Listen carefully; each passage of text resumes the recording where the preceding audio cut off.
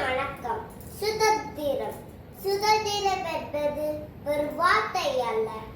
நம் உடல்களில் இரத்தம், கண்ணீர், சுவாசம் அனைத்தும் கலந்த அகிம்சை என்னும் வீரத்தால் எழுதப்பட்ட மாபெரும் சரித்திரம்.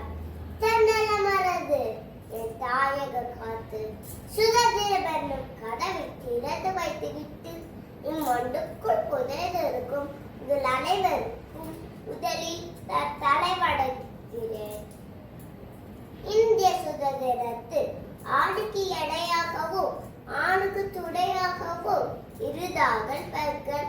தாய் மண்ணின் சுதந்திரத்துக்காக முதலில் ஆகலரை எதிர்த்து வாழையடி போர் புரிந்து வீரமங்கே வேலு நாச்சியார் பற்றிதான் நான் இங்கு பேச வந்திருக்கிறேன். வேலு நாச்சியார் ராமநாதபுரத்தில் பிறந்தார்.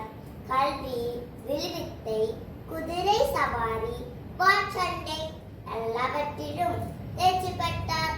சிவகங்கை மன்னன் முத்துவடகநாதர் உடன் திருமணம் செய்து கொண்டார். ஈஸ்ட் இந்தியா கபடி படநெறி தாக்குதலில் அவரது கணவர் கொல்லப்பட்டார். ஆங்கிலேயரிடமிருந்து நம் ராஜ்யத்தை மீட்டெடுக்கும் வகையில் திட்டமிட்டார்.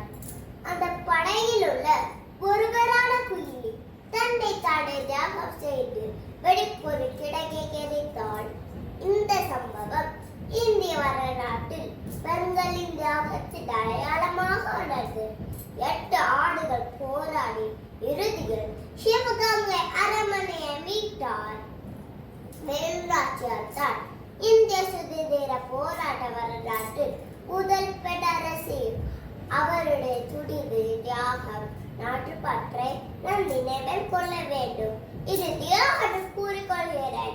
எழுதுவோம் இந்தியனை அடிமைப்பட்டிருந்த இந்த தேசத்தின் வளர்ச்சியை கண்டு அட்டபு படுத்து ஒடுக்கட்டும். வாழ்வது ஒரு முறை, சாவது ஒரு முறை, தாயக காப்பது நம் நெறிமுறை. நாம் அனைவரும் ஒன்றுபட்டு இந்திய நன்று பயணிப்போம். நன்றி, வணக்கம்.